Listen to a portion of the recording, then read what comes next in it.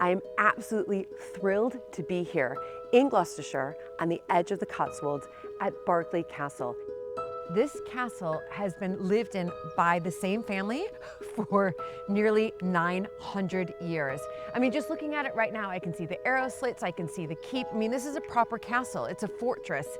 It's incredible. But I also know that a king was imprisoned here and murdered as well. So I'm gonna go meet the family right now. Ooh, and they're gonna tell me everything.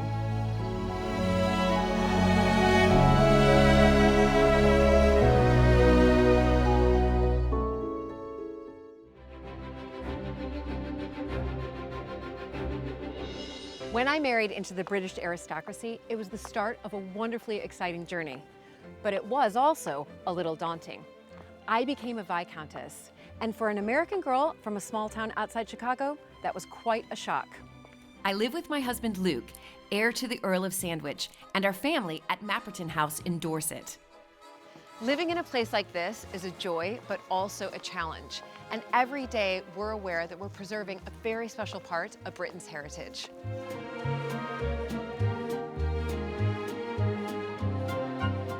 Mapperton has opened up an extraordinary new world for me, and I can't wait to share it with you all.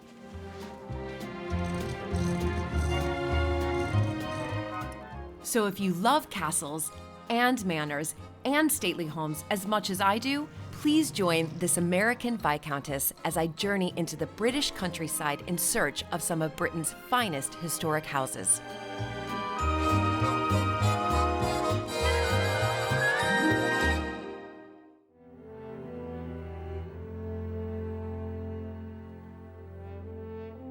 Hello and welcome to the drawing room here at Mapperton.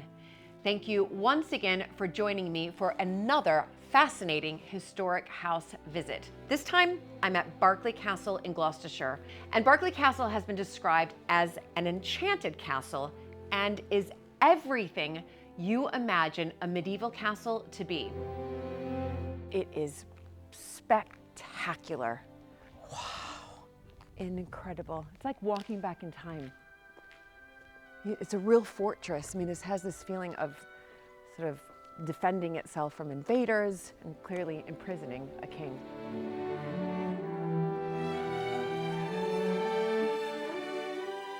As well as being at the center of so much history, it's been home to the Berkeley family for nearly 900 years. Charles Berkeley is now at the helm and continuing the legacy of generations of Berkeleys before him.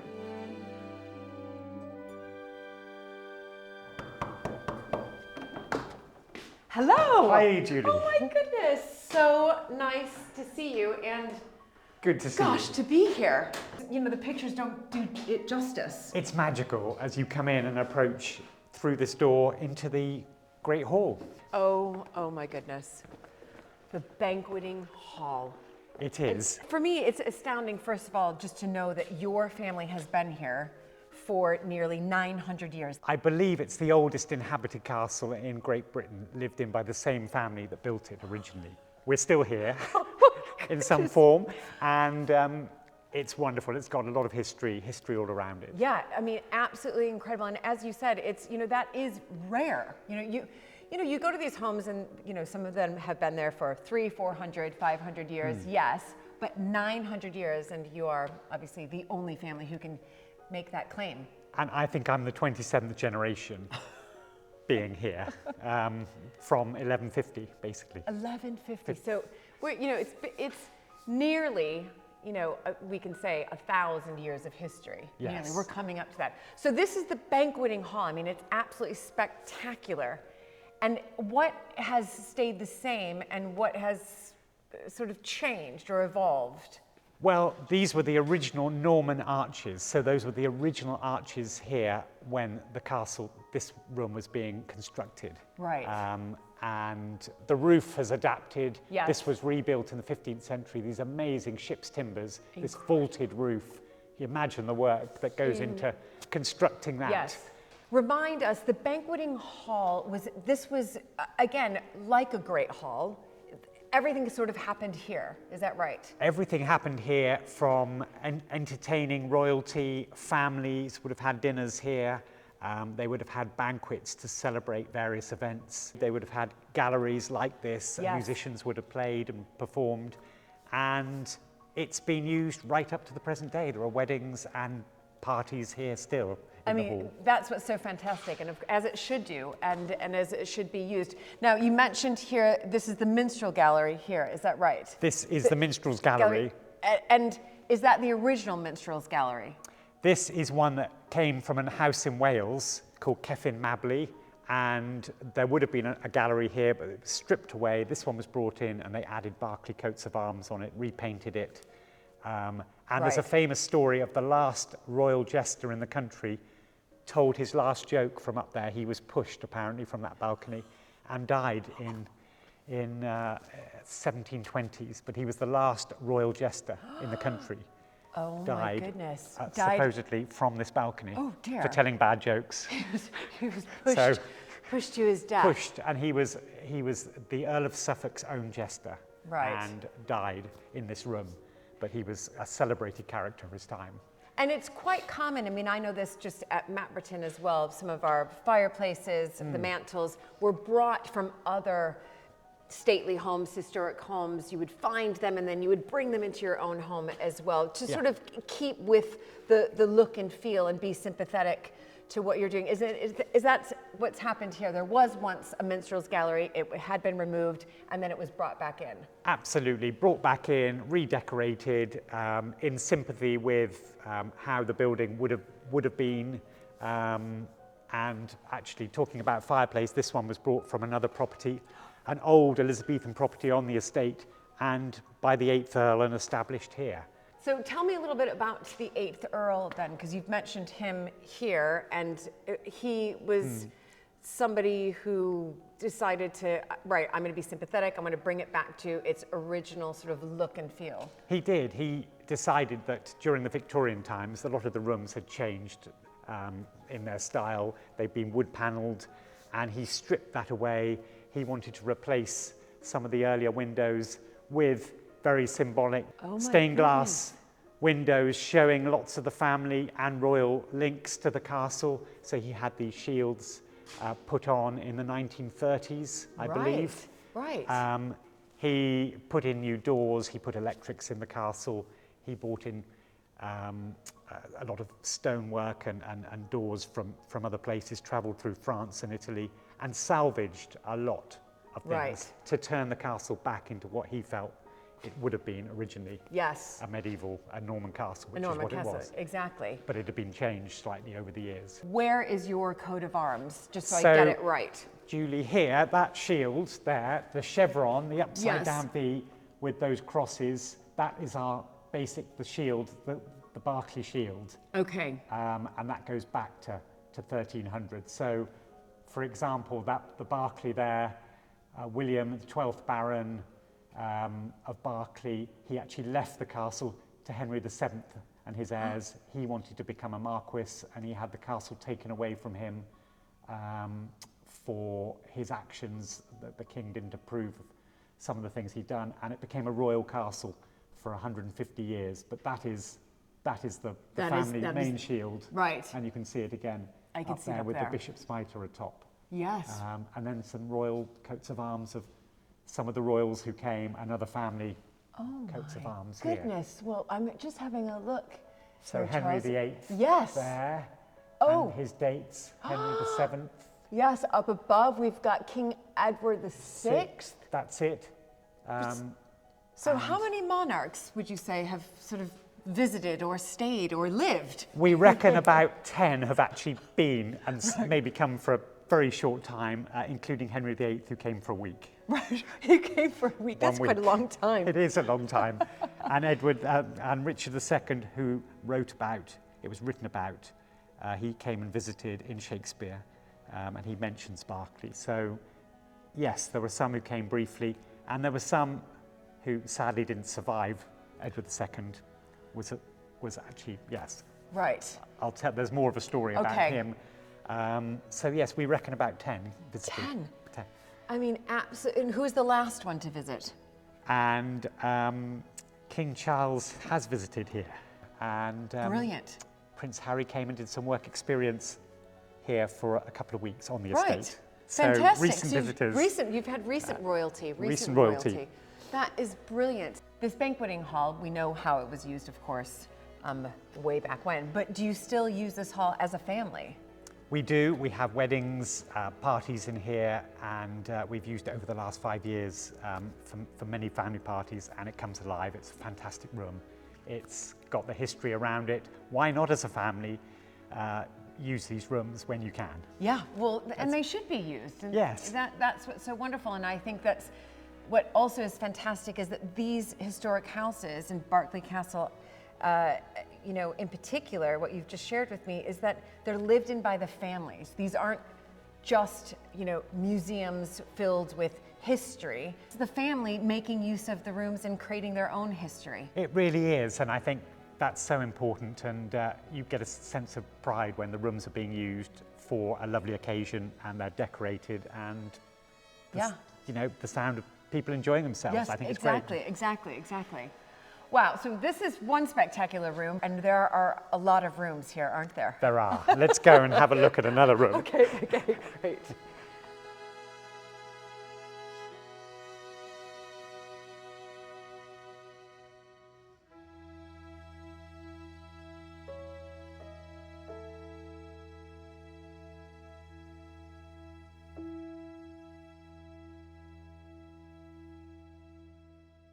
Where are we heading into now? Well, Julie, we're going into the long drawing room, the sort of Regency period, lovely rooms. Lovely, and I can see the public gets to, I recognize ropes like this. We have them at Matwerton as well. They so this do. is one of the rooms that the public gets to Absolutely, they see. get to view this room, and it's wonderful. There's a lot of history here. Well, yeah, everywhere. I mean, this is a royal castle, so Yes, there's lots yes. of history. Yes.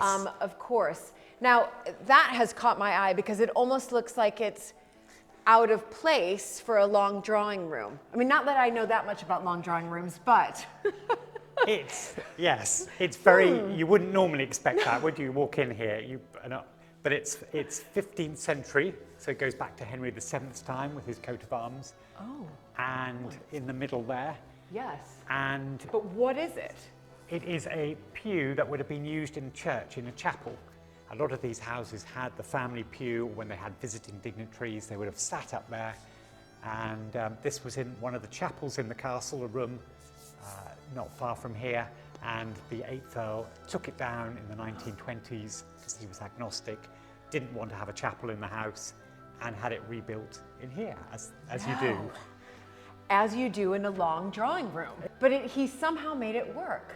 He did, and yes, as you wouldn't think it would work in a period room like this, but he had a very good eye, and it does sort of work, and you get used to the lovely woodwork and Yes. how it is, and it's and in fact it's got the nice coat of arms on. Yes, well, but that is Yeah. absolutely spectacular. And what else do we have dotted around? We've got lovely paintings.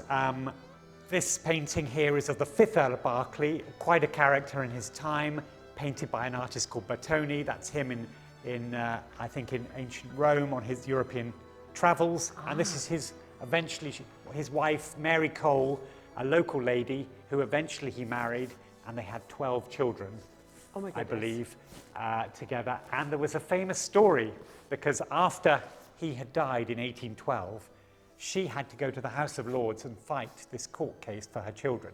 For all 12? Well, the eldest son, who was meant to inherit the title, it was turned down against him because he'd signed, they didn't actually get married.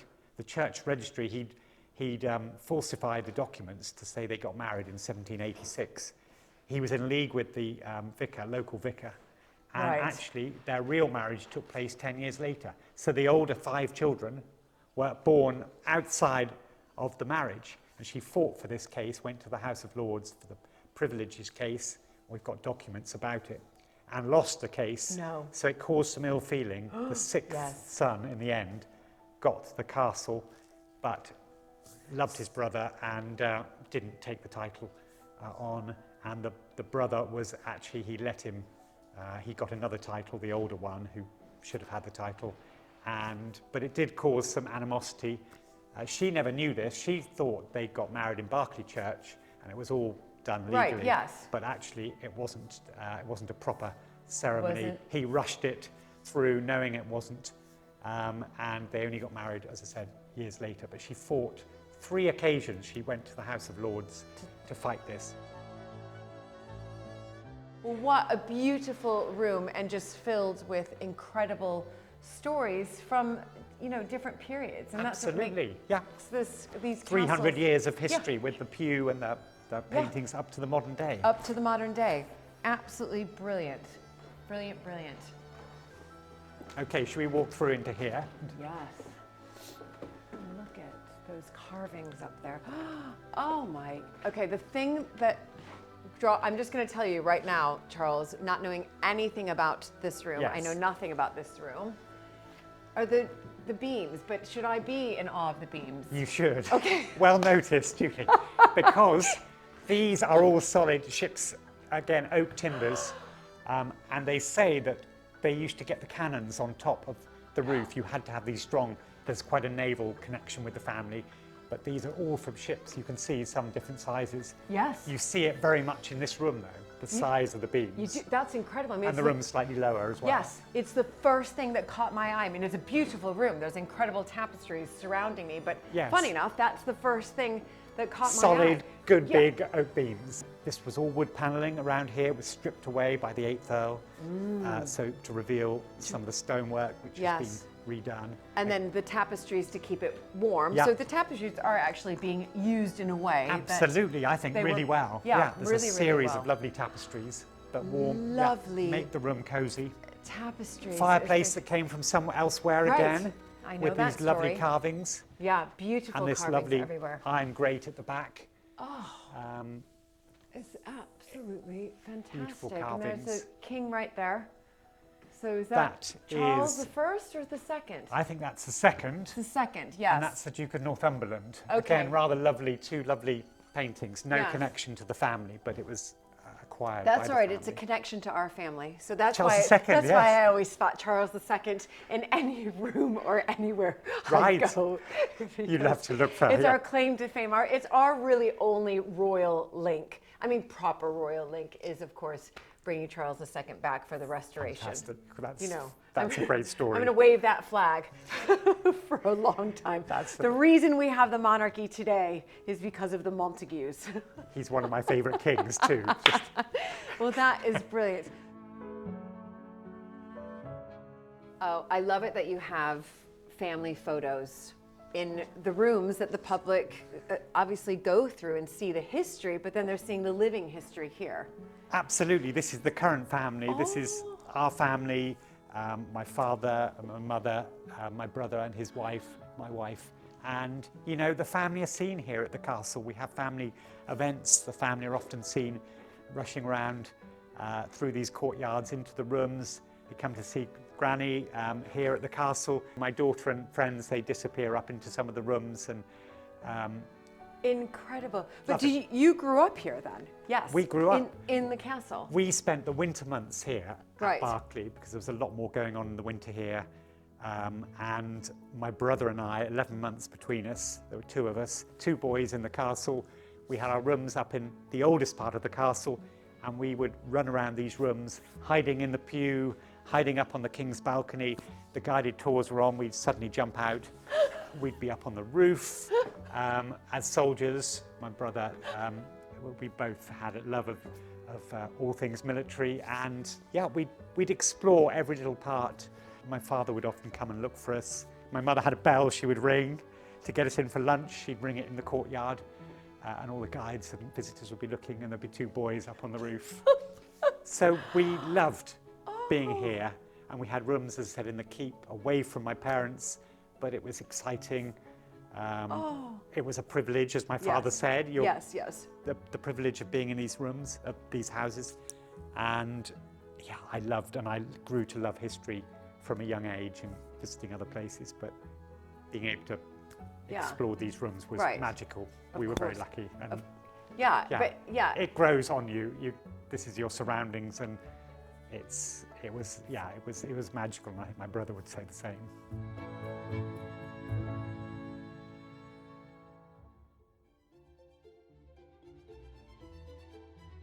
Berkeley Castle played a major role in a gruesome and chilling event of British medieval history.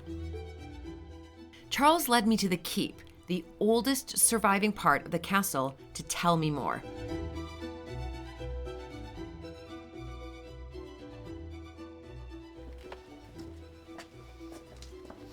Everywhere you go, Charles, I've already decided I do feel I'm in just a proper castle. It's really maintained and retained all of its features. It certainly has, and you've got these incredible trip steps, the original steps coming up into the oldest part of the castle, the keep. Well, what are trip steps? They're made so they're slightly uneven, on different angles even, very solid stones, and the enemy coming up here would trip them up. Well, I was wondering why I was having a difficult time actually. I noticed just now. I was like, well, that's very clever. It is. It's a great invention and a piece of feat of building, and it's coming up to this solid, wonderful old keep, the original tower at the castle where the family and others would have lived. It was a safe place, right? And the enemy would often come up here, and you'd have your arrow men and guards up on top. Or you pour your boiling oil down. There's a little area just behind the door there, and get the enemy as they were rushing up these steps. As they were rushing up, but they could be tripping. Or they could be tripping as well because of the uneven steps. Yes, brilliant. That's amazing. Okay, we're going to go into the cell now, the prison cell, where a king was kept. Oh my goodness, so this is it. This is the original cell. Which back in 1327, Edward II was imprisoned and killed. And killed. Oh my goodness.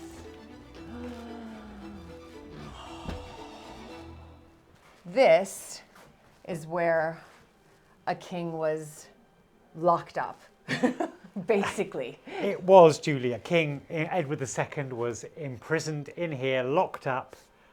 6 months he was kept as a prisoner, looked after well, but nonetheless he was King of England, and there were guards outside. Right. And the Berkeleys apparently left the castle, went somewhere else, had no part to play in it. What had he done? He hadn't really done anything. He was considered at the time quite a weak king. He'd lost battles against the Scots. He had his favourites. The barons became very powerful. Supposedly his wife, who was the daughter of the King of France, was having an affair with one of the barons, Roger Mortimer. Edward was, and they plotted, there were various things. He had his male favourites, supposedly, and all these plots came together, and he was imprisoned in 2 other castles before eventually coming here and eventually being killed. Or here? Dying in this very room. No. Which is amazing. To know that a king was killed. When you say that he died here, but did he die because he wasn't fed, or did somebody come and murder him? Supposedly 2 jailers were ordered by the barons at the time to come, and he'd already escaped twice. There'd been 2 escape attempts. Right. They needed money for new locks. We have accounts of that to keep him as a prisoner, and they realised actually we've got to do something about him. If he escapes again, we may not keep him here. It was a punishment to him, and he was supposedly killed. There's a story, a rather nasty story of red hot irons being inserted into his bowels. No. Being killed, or was he suffocated in his sleep? Right. Rather nasty story, grim story, but he certainly died in September 1327 here. Here.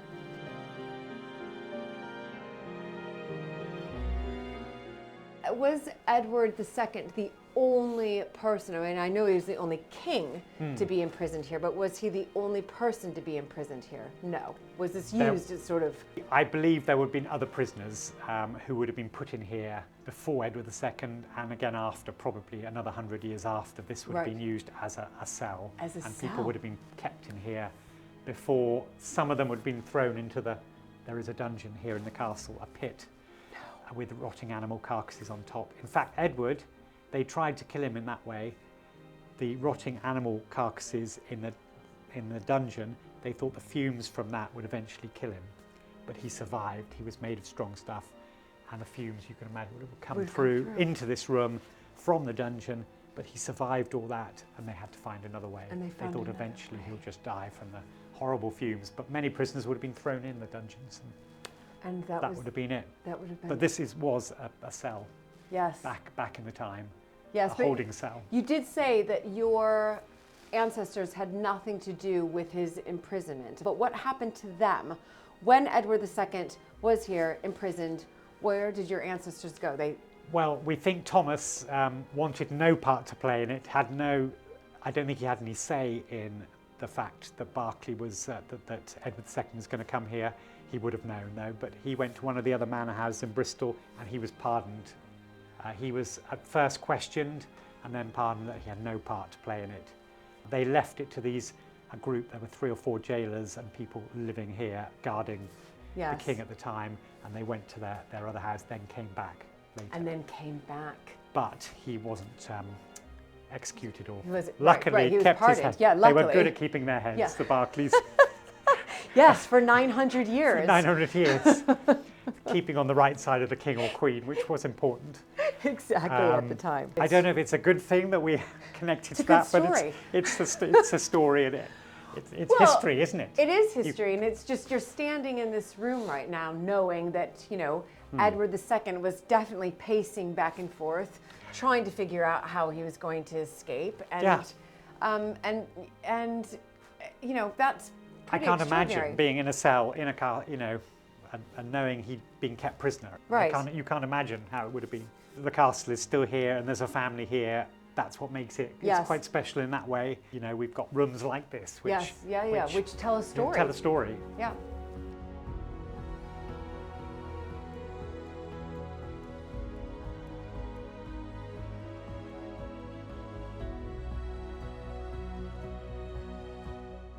Berkeley Castle is breathtaking. As soon as you arrive, you get a very real sense of it having been a fortress. But it's also a family home, and it's been lived in by the same family for nearly 900 years.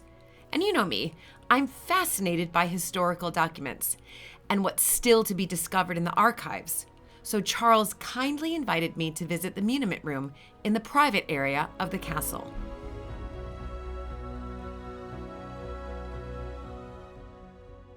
Here we are in the muniment room, Julie.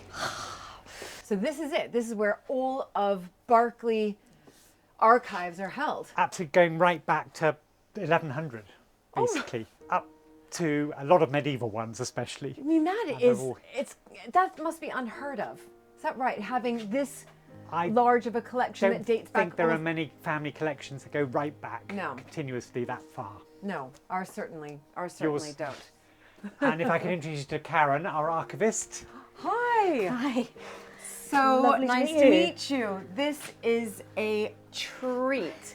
First of all, love muniment rooms. I'm redecorating one at Mapperton, and it's just become this real passion project of mine, and finding these letters. But as Charles just told me, our letters kind of go back a few hundred years. Yours is nearly 1,000. Yes. And I've got the earliest ones out to show you. Oh my goodness. Today. I can't believe it. So you have documents, clearly, that have survived almost 1,000 years. That's it. That's Almost, incredible. Yeah. And how many would you say around that are almost near, medieval? What would you reckon, Karen? I think there's about 3,000, 3,500 up to 1491, which we have a published catalogue of. And the reason we stopped there was that was the date where the estate passed to the Crown for several decades. Yes. So the top 3 are the documents by which the estate originally came into the family in the 1150s. So they're not dated, but we can work out roughly when they're dated by the names of the witnesses at the bottom. So who was around at this particular time. So this one is the very first one, and we think it's about 1150. And you've got H is Henry, Duke of Normandy, Count of Anjou, and that is Henry II, but he's not Henry II yet. Okay. and he is granting to Robert Fitzharding from Bristol various things, including some land in the manor of Berkeley. You can just see Berkeley there. Okay, yeah, I can. And one of the things that, one of the conditions that is laid down is that he is to build a castle, and you can just see Castellum there. Yes. So this document dates back to before this building. They're older than the building itself. That's amazing. Isn't it itself, amazing? Isn't it? Yeah. It's amazing, Yes. but it's Yes. also amazing because obviously this is in Latin. Yes. Yes. But you can clearly see Berkeley right there, clearly, and then of course Castelli right there. So it's incredible that Berkeley, even the name, because you know how language has just evolved, has pretty much stayed the same and almost the exact spelling. Almost the exact, so it's Berkeley with an AI on the end, but so that's this is very important because in one sense this is a document saying that the soon-to-be Henry II is in one sense giving this land to the family. Yes. Okay. And then this one is a marriage contract between Robert Fitzharding's son Maurice and the daughter of the guy who had Berkeley before, and his name is Roger de Berkeley, and his daughter's name is Alice. Right. It's not mentioned in the document. It just says the daughter of. Yeah. But also the other way as well. Roger's son Roger is marrying Robert Fitzharding's daughter Helen. All right. So it's a two-way family Yes. marriage contract, presumably to make sure it's stuck. So again, that's So very that's- important because yes, that's so sort of that's- this agreement of marriage. If Yes, you like. absolutely. And there will have been 2 copies of it on the I can same see piece of Berkeley in there. parchment. I already see Roger de Berkeley well done, there. Roger de Berkeley. Yeah, there he is. And across the bottom here, you might be able to see there's the top half of some writing. And it will originally have been one big sheet of parchment, and written across the middle in big letters will say Chirographum, which they would put across the middle and then cut, and then you both get a copy. And then if it fits back together, if you've got any query about the transaction, if it fits back together and the writing fits, then you know it's then the you original. know it's genuine. Right. And this carries on right up until the sort of 18th century. It's just fantastic. They're so clear. They're much clearer than later documents to read. And I've also noticed, of course I'm not going to touch, but you've got these sort of, well, the seal there, is that Yes, right? yes. And that's still been retained. Yes, so that one hasn't survived. But this one just about has. It's been repaired with plain beeswax at some point. And it's the Great Seal. So the Great Royal Seal has the monarch on horseback on one side and enthroned on the other side. And you can't really see him sitting on a throne there. Well, use but my you imagination. can, you can make out but the you horse can, you can there. definitely see the horse. Absolutely. Yes, which is quite something. And Yeah. then again, the seal hasn't really survived on that one, and the one on this one is very tired and in its little, cloth sack, being and that's protected, tied on the top, as you can see, rather absolutely. than on the bottom. This is the main one, isn't it? Yes, I mean, it's fascinating. But again, this is also just these letters here. It's a royal connection that this castle has had for 900 years. Yes. You know, there's the Yes. soon-to-be King Yeah. Henry II Yes. right there. Yes. I mean, unbelievable. And when you and I were speaking, you said that around 10 monarchs you believed visited. I reckon at least visited, or we've got records of them coming to Berkeley over time. Connections with, yes. Yes. Yeah. And we know Henry VIII and Anne Boleyn visited in 1535. Lady Berkeley of the time had been a lady-in-waiting to Anne Boleyn and is said to have been one of the witnesses at Anne's secret marriage to Henry. Yeah. So can you find, or you're going to be looking through documents of that? You're not sure if you... So we haven't really got anything specific, but there is a mention in an account book that Anne Lady Berkeley has commissioned a, I think it's a gable hood, one of those headdress things, for the Queen. That's at quite about something, that isn't it, date. to find Yes, that? one of my That date, volunteers right. found that. Okay. So unfortunately, we don't have any sort of personal letters, but but we can that's- make these assumptions. Yes, we are pretty sure. And then moving forward, then you've got... Well, we do have Elizabeth I. And the other documents on the table, these are 3 letters from Elizabeth to her cousin, or rather her cousin's son, George. So George Carey, Lord Hunsdon, is the grandson of Mary Boleyn. Mary Carey. Yes. The other Boleyn girl. The other Boleyn girl. Yep. Yep. Saw that So film. Anne Boleyn's. Yep. So Anne Boleyn's sister's grandson. This is George Carey, and Elizabeth I is writing to him, and we know that she thought a lot of him because this yellow silk that you can see here, originally the letter would have been tied up and sealed with it. Look. Beautiful. Beautiful. I can't believe that's still it's there still on so it. bright yellow. It's beautiful. Yeah. And apparently she only used yellow silk on really important letters and letters to people she was proper fond of. Okay. Yes. So, and in these 2, she's I think she's writing to him. He's been to Bath, I think, to take the waters, and he's not been very well. So she's hoping that he's better and hoping that his language has improved. Apparently he was a bit of a swearer. Oh, right. And sort of gently teasing him. She sounds very much like an affectionate aunt. Right. And so we think they were probably written on her behalf by a secretary, but signed by her. Yeah. Well, I was about And to say, because you can see the signature. differences in this yeah, writing. so this one is very much a different hand and this to writing, this one. but the signatures. Yes. There she is, Yes. Elizabeth R. Yeah. Elizabeth R. Your most affectionate sovereign. Yes. And Elizabeth always did that with her signature. Yes. Sort of big flourishes. Yes. Yes. Great big sort of squiggle on taking up a the bit of E. space. Yeah. These were probably written in the 1580s, 1590s, I believe. Well, I'll tell you what is extraordinary. I mean, if you think about, this is what, 500 years old. Well, yes, exactly. You can read. I can read that entire letter. Yes.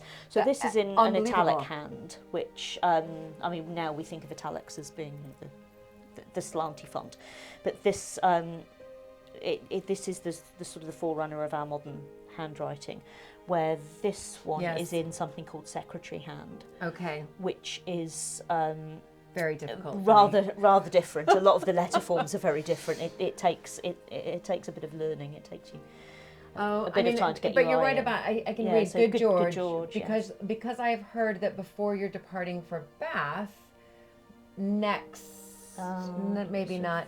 Your speech was become much better.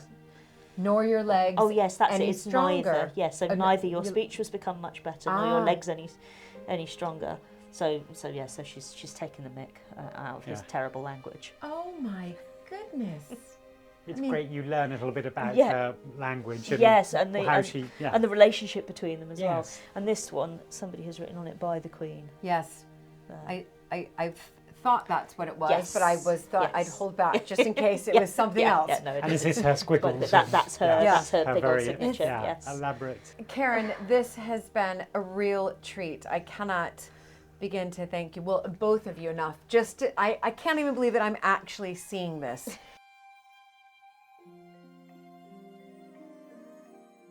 There is such rich history at Berkeley Castle. It's literally embedded into the stone walls. To find out more about how this astonishing fortress was built, I met up with castle custodian Josh Nash.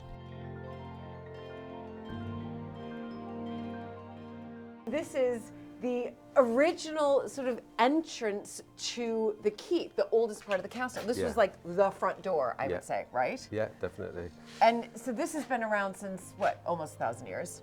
Almost, 900 odd, yeah.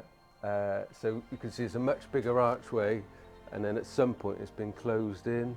Yes. And in the archive, when Edward II was held here, he escaped twice, and after the second time he escaped, in the accounts it references narrowing doorways to make them more defendable. So we like to think that that was narrowed after Edward II escaped. Oh my goodness. Yeah, we can never know for sure, but that makes sense now, because you're right. Now I see this enormous door, their front door to the family, but then it's been narrowed. Yeah. Right. Oh my gosh. Okay, should we go up? Yeah, let's do it. Let's do it. So this whole section of the castle that we're in now was built by the 8th Earl in the 1920s. It's an addition to the Okay. keep. But I did notice the sign that said private. Yes, so I we're feel going. very special right now. We're going behind the scenes. I am going behind the scenes. Look at this. Whoa. Probably should have tidied up a bit before you came up. Okay. And these on. So this is all sort of storage, really. It was all built in the 20s, as I said, as maids' bedrooms. This is fantastic. I mean, I love exploring. Okay. So when we get up here, you just avoid standing on the seams, Okay. the vertical seams. Okay. But other than that, Oh my goodness. you're good to go. You know, I've been around the castle quite a bit, but I haven't seen this sort of courtyard, if that's what it's called. So we're on the roof of the keep, if that makes sense. Yes. And that's the keep garden. And that's the keep garden. So that was in there where that grass is. Yes. That was the site of the original 1067 timber Mott and Bailey Castle. So if you can imagine, there was a mound Yeah. with a timber castle on the top, Yes. and then a moat around the outside. Right. Well, a ditch around the outside. Side. Yes. And then that was built in 1067. It got demolished and rebuilt twice, I think. And then in 1153, they started the work on the keep itself, which they built in the ditch surrounding the mound in the middle. Okay. Fantastic. And then this around here, when was these bits built? So this is the outer wall is all 1150s. It's all 1150. Yeah. Well, it started in Yeah. 1150. Yeah, yeah. I think they could build 9 foot a year. So I probably should try and figure out how long it would have taken them to build. But you can't build too high because it'll squash all the mortar out. Oh my goodness, so So- they could only build as far as 9 Yeah. feet every year. A year, yeah, to give it time. The lime mortar needs longer time to cure. Right. So in the English Civil War, the castle, there was obviously the parliamentarians against the royalists, and the castle changed hands, I think 5 times between them, where it sort of sieged and surrendered and that sort of thing. The last siege, the parliamentarians took the castle and they took loads of the outer wall down. There was this sort of outer curtain wall there. Yes. Was originally much, much higher. Right, right. They demolished part of that and then they seized the castle off the family.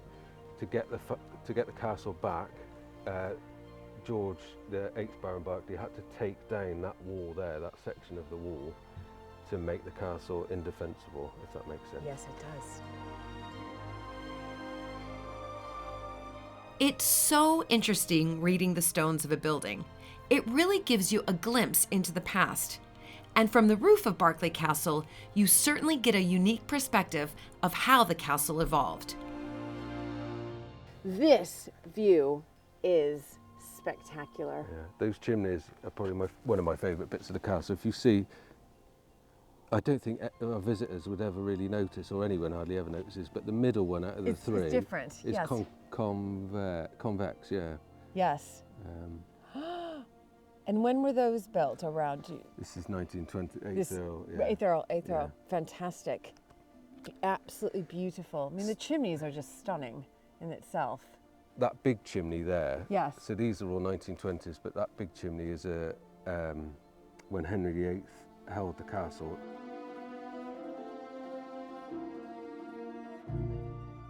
It's magnificent to be able to be up here and just to see the wider estate. So do you come up here quite often just to check? Check it out. Yeah, I'd be up Probably here all not the as much as I should do, but that's part of the course. But everything is on top of, yeah. Yeah. This is absolutely spectacular. I've noticed just walking around, and it's something that I do look at are sort of the stones and how, this castle was built. But I've noticed, obviously, stones that I recognize, but then I see quite dotted around this stone that almost looks like volcanic stone. It does, obviously yeah. it's not. It's not, no, there's no volcanic stone around here. So the castle was all built out of locally quarried stone. A lot of it would have come from the Forest of Dean pennant sandstone that would have come down the Severn and then up this river here, right to site. But this is actually, it's called tufa stone, and it was quarried in Dursley, which is about 3 miles over there. And it's the newest stone, if that makes sense. So spring water would have come down off the Cotswold edge, heavy with lime basically and minerals, and then it settled in these great big pools in Dursley. And the minerals and the lime would have fallen out of suspension down to the bottom of the pool. And then they cut it out like cheese basically. I was told it was like the texture of Wensleydale cheese, that sort of soft white cheese. They would have cut it out of the bottom of the pool with spades and then just let it cure on the side of the pool, and it turned into stone basically. It turned into stone. And then all of these divots are just old organic matter that was in the bottom of the pool as well, that has subsequently rotted off. So it looks like it's been sort of eaten up by acid or extreme temperatures or something. You really get this sense of being up here, as not just as how vast Berkeley Castle is, but the sense when you look at the stone, the amount of time, effort, money, power that was put into, creating these fortresses to defend. Yeah, and there's a huge part of it as well was imposing themselves on the land. Yeah. So this would have been rendered white, rendered originally. So a lot of the stone, I won't be able to find any now, but a lot of the stone, the local stone is poor quality. Right. But they used it because it was quick to cut and quick to yes. build. And then they would have rendered it all. So it would have been this beautiful, pure white building on the landscape when up until that point everything was sort of timber. Right. And the Normans came in and just went, we're in charge. All right, so you're telling me that once upon a time, this castle, if I were looking at it, would have been white. Yeah, pure white. No. A huge sort of almost blot on the landscape, really. Oh my gosh. We have got bits of render left. So it was rendered up until sort of 1830, I think, or 1840 is the last entry in the accounts for rendering or pargeting, external pargeting.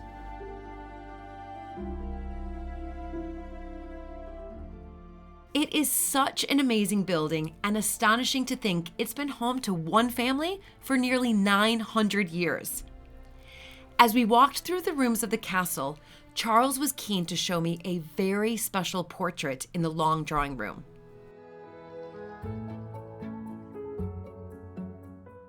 My lovely, wonderful mother, who lives in the castle, in a wing of the castle, and fantastic by a family friend.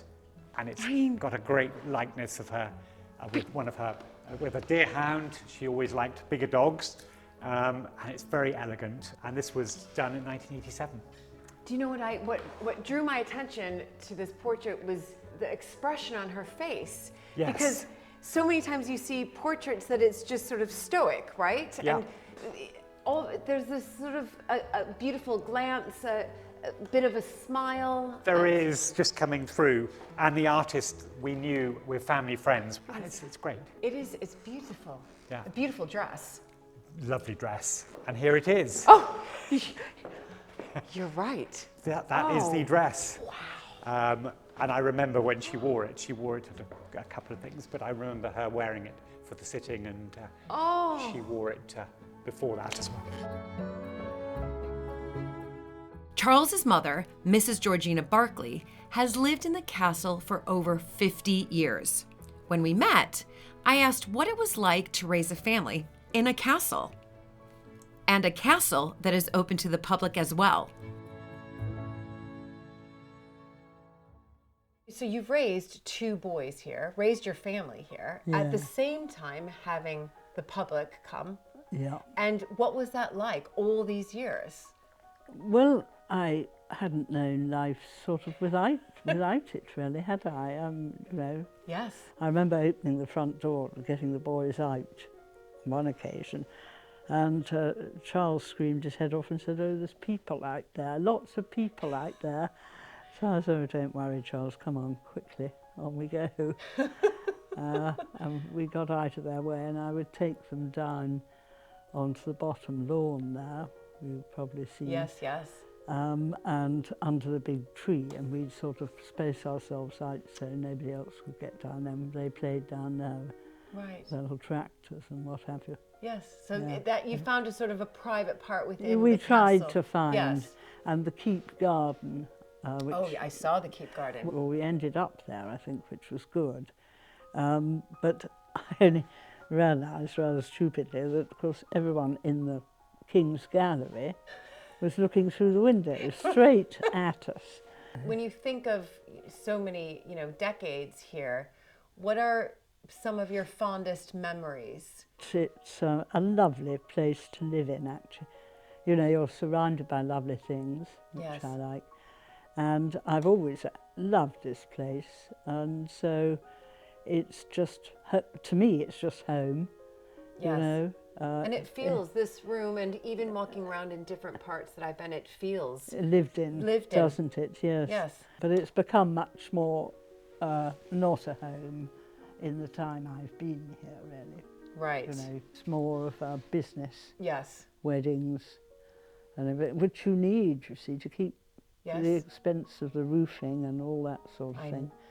Well, I know. And we had to rewire, 5 or more, 7 years, something like that. So we had to vacate the castle completely. When you were rewiring the When we castle. were Oh, my goodness. rewiring and new boilers and all Yes. that. You know, this is a castle. There's Yes. so many rooms and layers, and it's not just a quick job. A quick It's- fix. No. It isn't. You see, and the walls are so thick. A lot of the little room through there and the bathroom upstairs were dug out of the thickness of the walls by our predecessor, Right. who made sense because they're 14 feet in places. Oh, my. The walls The of walls. thickness.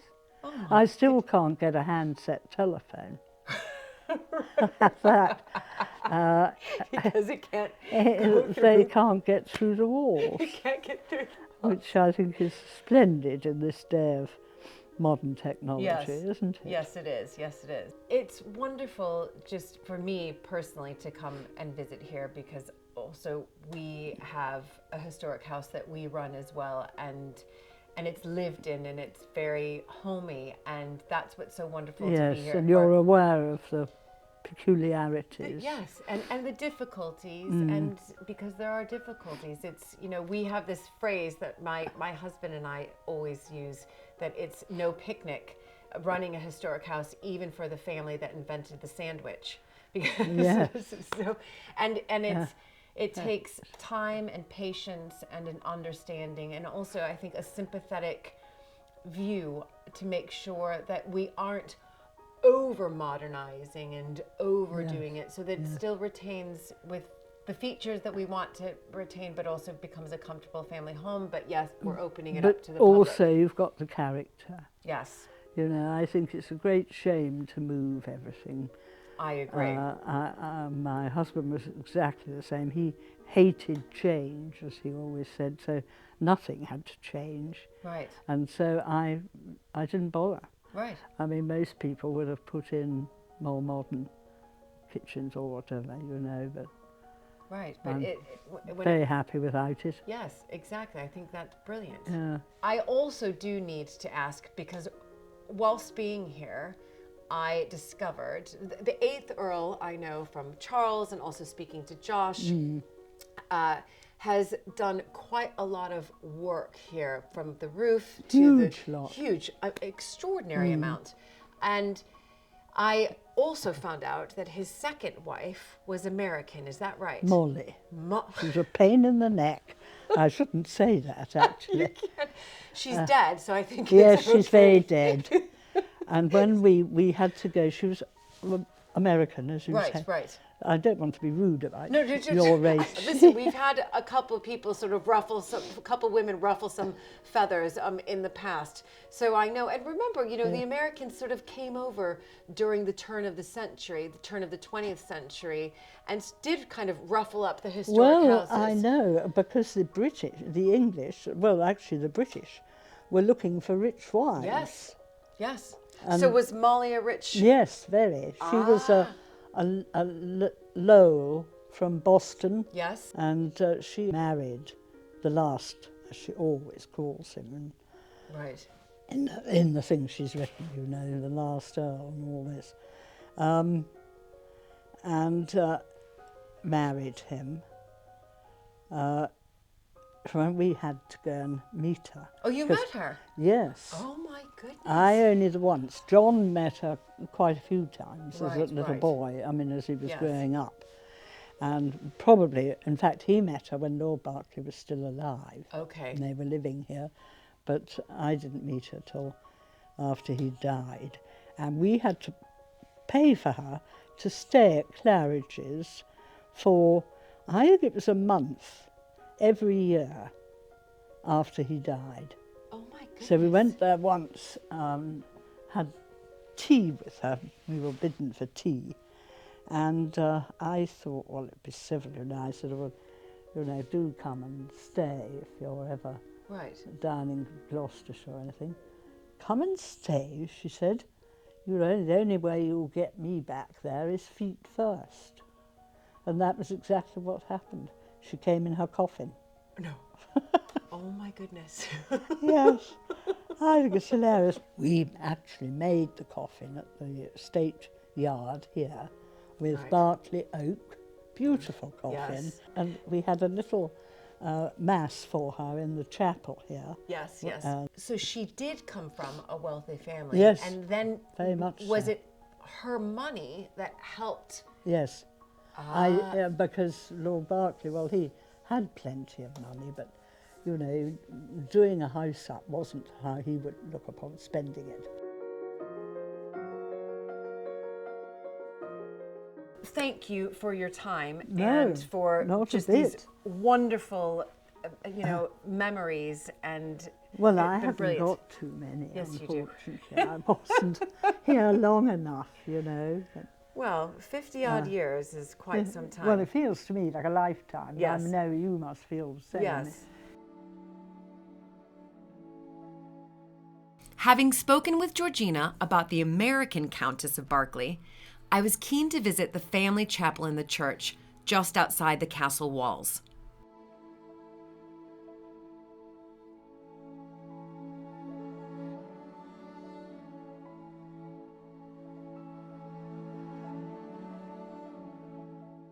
I've been given the key.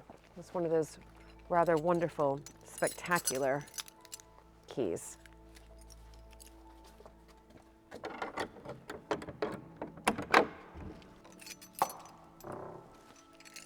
Oh my goodness. Here we go, here we go. Randall Thomas Mowbray, 8th and last Earl of Berkeley, born the 31st day of January 1865, died 15th January 1942, but this is what I'm looking for.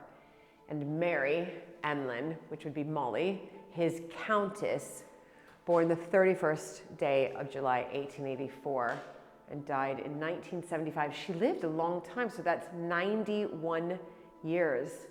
And look at this. They would have planned this beforehand, and it's, you know, quite exquisite, and it's, in one sense, sort of showing off sort of power and wealth. But usually, you can find in the vaults something else. Here we go, here we go. Here we go. The last Earl. So interesting that whoever, I don't know if it was the 8th Earl himself or if it was his American wife, Mrs. Berkeley, seems to think it was all to do with Molly, making sure that he was known as the last Earl. But here it is again, the last Earl of Berkeley and Mary Emlyn, his Countess. So they would have been buried right here, underneath here. It's unbelievable. Beautiful, absolutely beautiful. All the carvings, I mean, this is really the family vault. And you can see the coats of arms all around, extraordinary carvings up above, and the alabaster here, I mean, beautiful. But this is how they, you know, this is how they did it. You know, these families of nobility, power, they would make sure that upon their death, that they would be seen like this for, you know, eternity. Let's see the date there, 1635, and we've got 1600s over there as well. Incredible.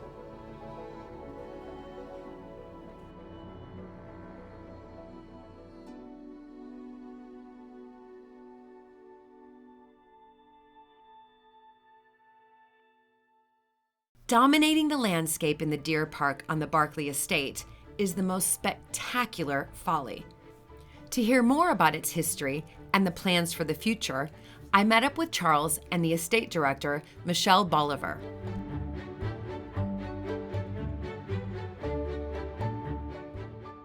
And here we are heading up to this fantastic folly in the middle of the deer park. Follies were used for, I mean, why were they built? I mean, I know there are several reasons, but... Yeah, lots of reasons. I mean, this one in particular is more of kind of a hunting lodge, so it's actually quite big for a folly. Lots of them were just eye catchers. They were places to look to on the horizon, so that you had kind of, you could show off kind of where you were going and had a point to kind of go somewhere for an indoor picnic, I suppose, as you were having a nice adventure around the estate. Right. The building was started in 1805.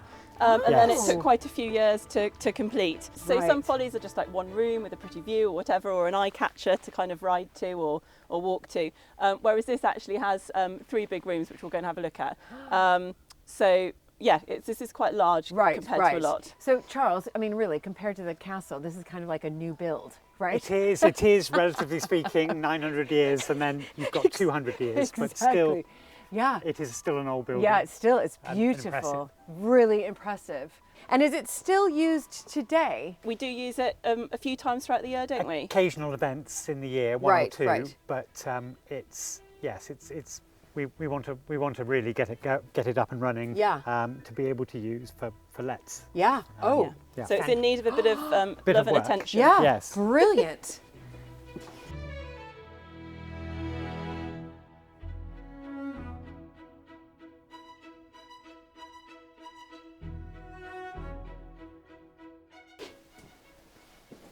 Oh my goodness. Oh, this is brilliant. Coat of arms, you can see that everywhere. So this was, you mentioned 1805 was when the building started. Yeah.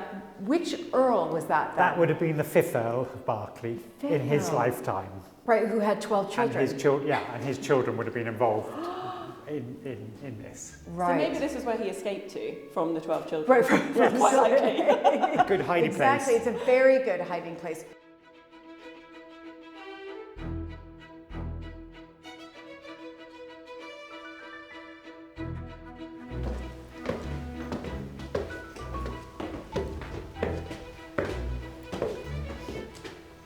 Oh my goodness. Wow. I see what you mean, that this could absolutely be a holiday let. Yeah, it could, couldn't it? Yeah. I mean, so this is where the bedrooms would be. So ideally 2 bedrooms, ensuite in both, and then obviously lovely views. And that's our potential ensuite in there. Oh. Not quite ready yet. Oh, let me have a little look. Listen, I'm big on renovations. I'm doing one at Mapperton right now. So I'm doing one at a cottage on the estate. So, and it's, you know, slow, but steady. Yeah. But this would be a brilliant ensuite well, it's quite here. cool. So we're in one of the turrets now. So there's 4 kind of circular little turrets to the folly. So we're trying to make the most use of the space, and it's also quite cool. Yeah. Obviously, because it's a really important building, we need to do everything in a really sensitive way. Yes. To try and make sure we don't ruin the integrity of what we're trying to achieve here. We haven't quite worked out how it's all going to fit in, have we, Charles? But it will. It will. It will. There's some really lovely clawfoot bathtubs, a little bit smaller, but they're lovely. Yeah. Real character to suit the folly. Yeah. Definitely. Oh my goodness. And yeah, you don't normally have an arrow slit window in your bathroom. No, so I think I know. But I'm loving all of the arrow slit windows. That is for sure. Brilliant. Okay, so ensuite bathroom here. I'm envisioning it now. Bedroom here. Yeah. Then you walk through here. Another bedroom. Yeah. And then, another staircase. And then another staircase. So go on up. Should we go on up? Yeah. Another staircase. This is brilliant.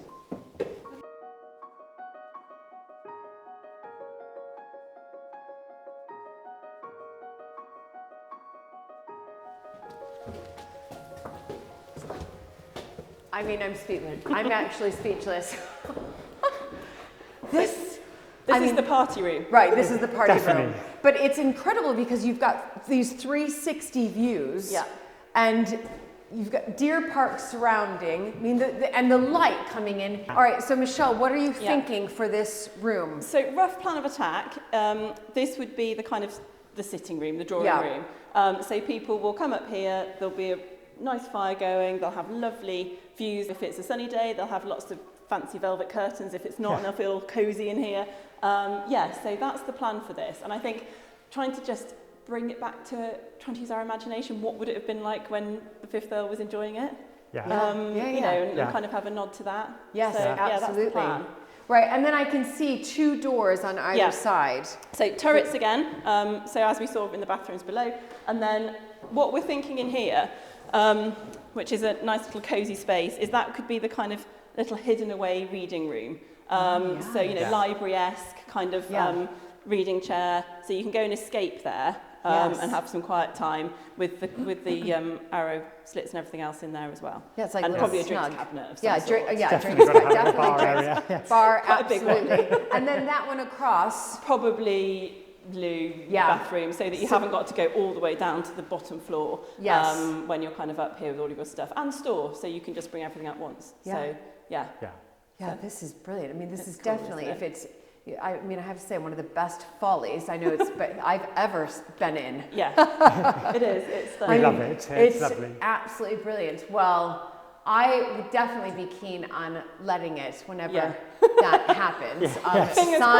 Sign me up. But wonderful that you have, again, this bit of history that the 5th Earl left the family, and it's still standing and will be used again and again. And I think that's what's so important, not just this building, but kind of across all estates and all historic buildings, is how do you keep giving them a future? Yes. Because things change, we're no longer having big hunting parties in here, that isn't what it's used for. Right. So how can we make it have a future, both financially and to make it stand, and so people can still enjoy it, because that's what it was built for. Yes. It was built so people could have a really good time in the Deer Park. Yes. And that's kind of what we want to keep going, really. Yeah. So, And it's in this wonderful location with views on all sides, so let's make the most of it before it deteriorates more. That's exactly right. Yeah. And actually that's one of the biggest issues that we have here, is it was built, it was beautiful. He obviously employed very good craftsmen. The stairs are a really good example of excellent craftsmanship. However, it's made out of something called mudstone, which is highly inconvenient because we're quite exposed up here, and it just starts shattering.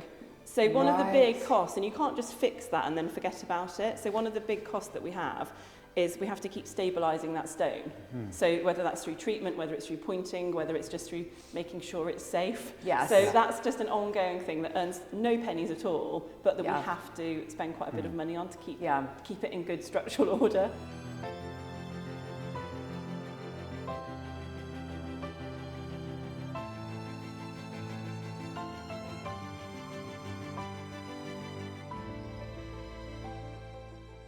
Charles and Daisy Barkley live out on the estate in a wonderful former hunting lodge with the most amazing views. I caught up with Daisy and asked her what it's like living away from the castle.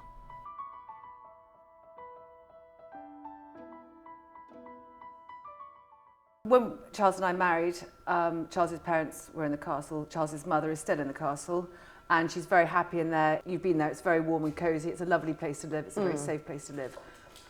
So it was never going to be for us for the time being. But we also, we have quite a collection of animals and some quite large dogs, which we love. And with the castle open to the public so much, I think it's open 5 days a week. Yeah. And for a lot of the year, and there's lots of weddings as well, for us to be going in and out, because you can't just open the door and let them into the garden. Right. Because we have inner baileys and outer baileys and great big doors and locks and keys and things, because it's It's a maze. a proper castle. Yes. And also, poor Charles, when he married me, he did get this menagerie, which included horses. And so, yes, living where we are now, we have a barn with internal stables, we have loads of space, and we're just spoilt rotten with places for the horses and the dogs to roam free. This house, though, how long has it been here? What's the history of this house? And when you look at it, it looks like the most insane place to build a house, because you get hit by all the weather all year round. And I mean, it is hilarious when the storms hit and we just sort of battened down the hatches. But it was not built as a sort of family home. It was built actually originally as a hunting lodge. Okay. They believe, I mean, people have studied it, they believe some of it was started in the 1300s. There's some very old stonework, and then bits were added, bits fell down, other bits were added. It was built as a hunting lodge for hunting deer.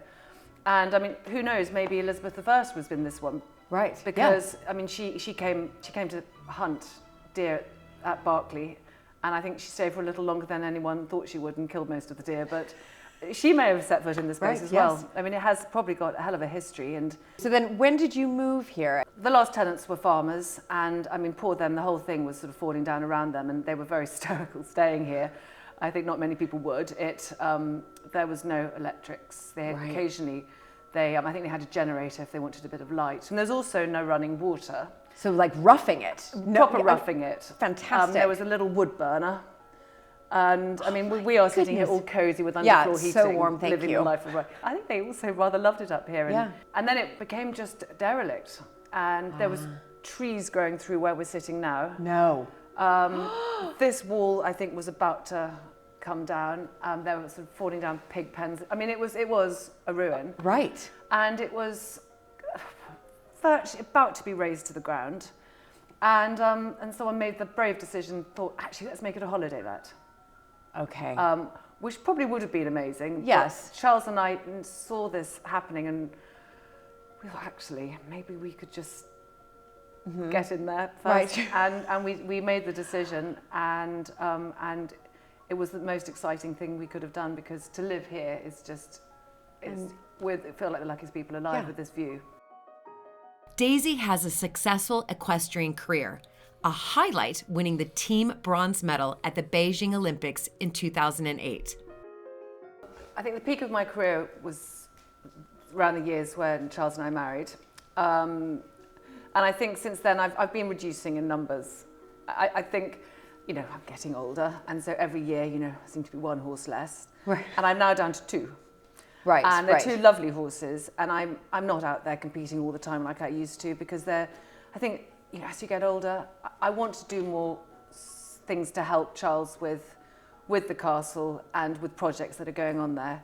I can't completely let go, because I do all horses are lovely, but competition horses, well-trained horses, I just love riding a lovely horse. And I think when the love is completely gone, or I lose my nerve, I think that is the time to completely pull the plug. Right. I think Charles would be quite keen if I pulled the plug soon. You married in 2009, is that right? Yes. And then you had, that, as you said, that was the height of your career, because you had the 2008 Beijing Olympics. Yes. And you had a bronze medal in that. Fantastic. So that wrong colour. It's the right color. All medals. At least we got something. Yeah. Career. And then after that, you married Charles. When you knew about sort of Berkeley Castle, this was going to be where you were, one day going to end up. I mean, for me, it felt a bit daunting, and had a career, but also I'm the American, so I was like, whoa, what? But did you feel that same sort of, I guess, emotion inside, like, or did you kind of feel like, I'm going to separate the two for now? I'm going to carry on with my career. Yes, very much so. I knew that Charles and the castle, they have an incredibly good team working. They have a very good system. Everything runs like a well-oiled machine. And yes, there's always going to be evolution of that, new things happening. And I knew Charles always said that he would love me to get involved doing whatever interested me. And we do have a lot of talks about it, what does interest me. I'm very fond of the garden side of it. Yeah. And Berkeley does have a beautiful garden, and I think it's rather a wonderful garden. So I would like to get more involved with that. And they've also got a new project with a kitchen garden. Right. And there's a new restaurant being built. And I think we want to try and have a really good project with the kitchen garden. Maybe also try and encourage a little bit of I'd love to have a little farmer's market going on. Start small, see what the farmers in the area would like to sell. Yes. And see where we go from there. And I am going to ask you sort of the $1 million question. Do you think that there will ever be a time that you will move to the castle? I mean, we're very aware that one of the sort of USPs of Berkeley is the fact that it has been lived in by the same family since the day it was started. Nearly 900 years. And Incredible. we don't want to be the ones to break that chain. I don't ever see us living in it 24/7. Right. Because of the animal factor. Yes. We're never going to be without Animals. Right, and our daughter Mary, she has ponies. She's convinced she wants to ride. Right. And it's much easier to be out in the middle of nowhere. We'd love to retain a small area where we can stay. And I'll do whatever he sees fit. But I know, both of us do love just being able to take a step back. Yes. And it's almost like leaving the job slightly. And Berkeley, considering how cold and dank it would have been once upon a time, as a proper, fortified castle. I think the last Earl put a lot of money into it to make it an incredibly cozy place that it is. And it's a lovely place to stay. Yeah. And to look out of the windows and see around you and these wonderful, incredibly thick walls. And it's an absolute treat.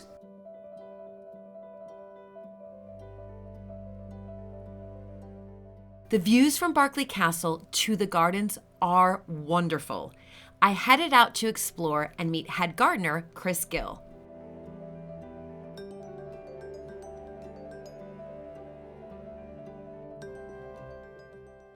Hello. Hello. I was told I could find you here.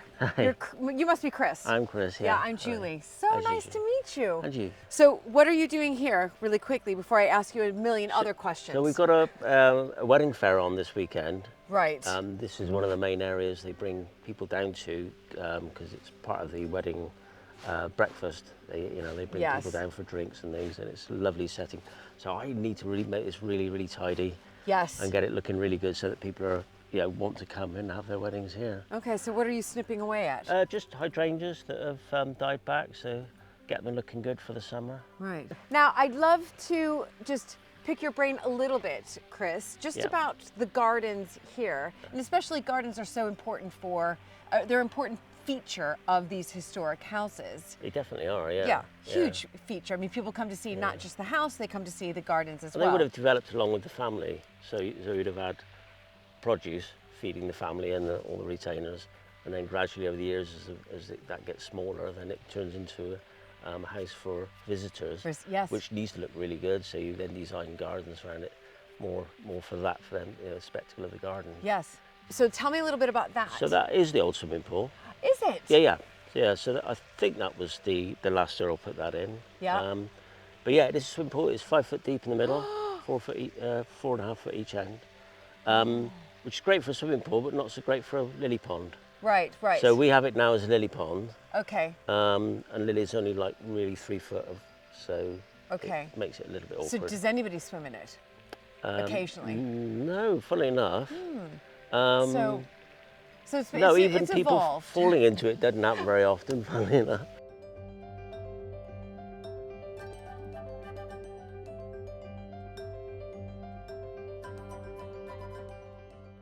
So how long have you been working here? That's my next question. 33 years. Oh my goodness. So you've really seen a lot of change. A lot of changes, yeah. And what would you say in particular has been the biggest change that you've seen or you've done yourself in these gardens? Because they're quite terraced up. Yeah, definitely. Obviously, I'm the only full-time gardener now, so we have to. It's a lot more mechanised than it used to be, which has to be to get work done. It has to look good in the summer. Yes. So I absolutely adore roses. So every space I get, I put more roses in. We've changed quite a lot of the gardens around over the years, just because you need to. Yes. Things need to change. You can't stand still with it. No, you can't. I know that from experience of visiting so many historic houses, things have changed so much over the past 100 years, and in particular after the 2 world wars. But yes, what was it? Prior to that big change, that big shift. Well, it was very labour intensive up to that point. But yeah, before certainly the First World War, there were 33 gardeners would have been working in the grounds. Wow. Mostly doing produce for the family and the staff. So I do have to ask this, since you've been here for 33 years and you've seen all these changes, but do you have a special part in the garden that you just love? To be honest, no. It's a whole. Yes, yes. You know, and things change. You know, part of the garden will change, and that bit will be my favourite bit for that part of the season, maybe. And then, or you know, and there's always going to be parts of the garden that I'll go, I really need to get on with that. I need to sort that out because that's not looking good. So yeah, it does change. Definitely change. I think probably the gun terrace, the one on the top there.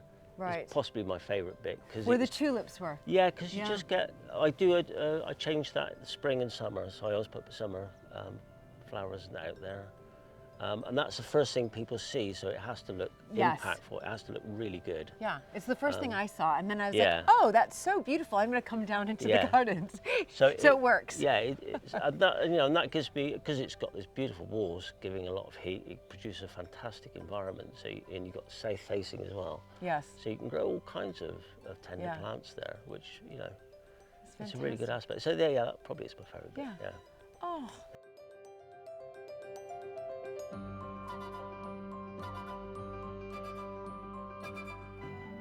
And across from the gardens, the redevelopment of the late 18th century kitchen garden was just getting started.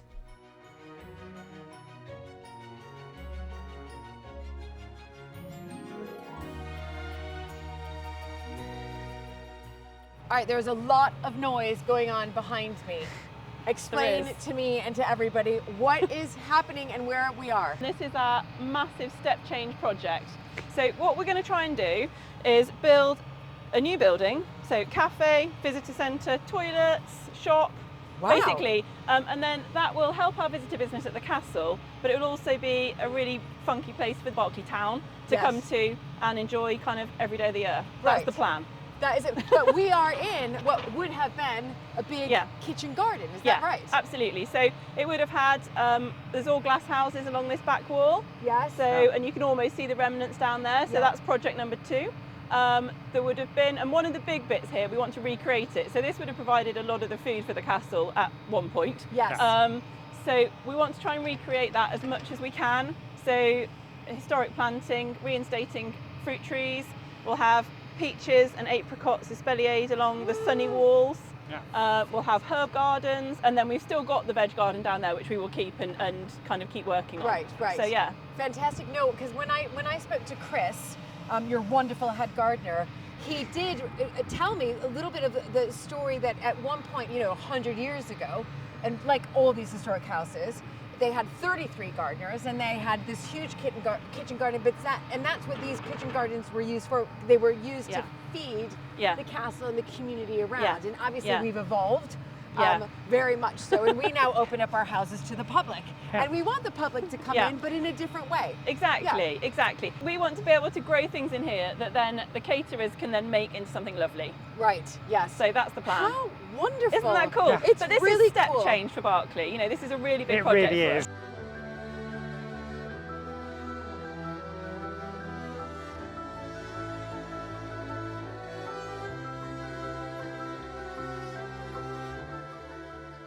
Every historic house owner strives to make an impact for the long-term benefit and survival of the buildings and estate. So I asked Charles if this is one of those legacy projects for him at Berkeley Castle.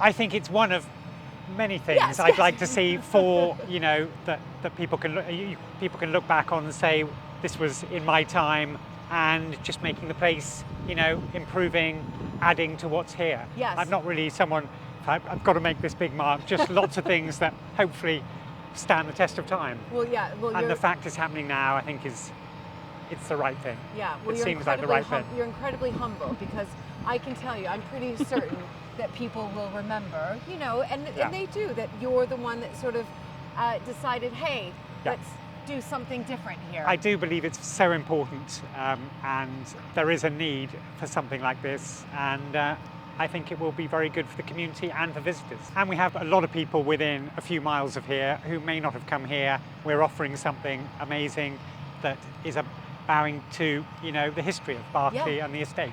So I think that's really important. Yeah, it is really important. From a very operational perspective, we've got a brilliant, really strong team of guides, but in terms of catering, people don't want a job for 6 months. We've got to be really realistic. Yes. People want a full-time or a permanent job. Yes. And this way we can hopefully do that, which again gives us kind of a link to the community, because hopefully they can come and help and work with us on it. It's So Very important. It's really brilliant. So let's talk about timeline really quickly, because of course there's so much work going behind me. Now, where are you as far as the project goes? What stage are you at? And I see you're holding a clipboard as well. So that's just the floor plan of. The whole point of this building is to actually be, this sounds awful from an architect's point of view, is to be really boring. We don't want it to be the focus. The walled garden is the focus. This sits quietly in a corner. So it's got to be a lot of things. So this is just the layout, and So this is just the layout, yeah. So you can see with outside access into toilets, so coach groups, etc. can go there. The biggest kitchen we could get in, but every chef always wants a bigger kitchen, so we've had to just be practical. And then the biggest space, and this is going to have lovely bifold doors on the front, so it's very much an inside-out space. You're in a beautiful garden, you're in a sheltered space. From the financial point of view, this is a long time coming. This building needs to work really hard. Yes, it does. So it also needs to be as flexible as possible. And so that's kind of what we try to achieve. I mean, listen, you're talking to the yogi here, and I'm thinking, gosh, you could do yoga classes here. You could do well-being days here. And that's something that we have done at Mapperton. So we have a similar layout in our stable block. It looks very similar to this, and it's our cafe as well. But every Friday we have yoga. We just started it this year, and it's doing tremendously well. And then we have lots of people asking to do different events, and they're local artisans, or it's crafting, or it's well-being, and they. Exactly. And I think if we could really link to kind of the food story, we've got food production in the kitchen garden. We've then got food production on our estate, wider estate with our tenant farmers. There's got to be some synergy there that we can really bring in. That's what we're planning for. And that's where we can use it, I think, here. I mean, brilliant. I'll come back. I can't wait. I've invited myself like 3 times already. Anytime. You're welcome. Do. Whenever you fancy. Clearly coming back.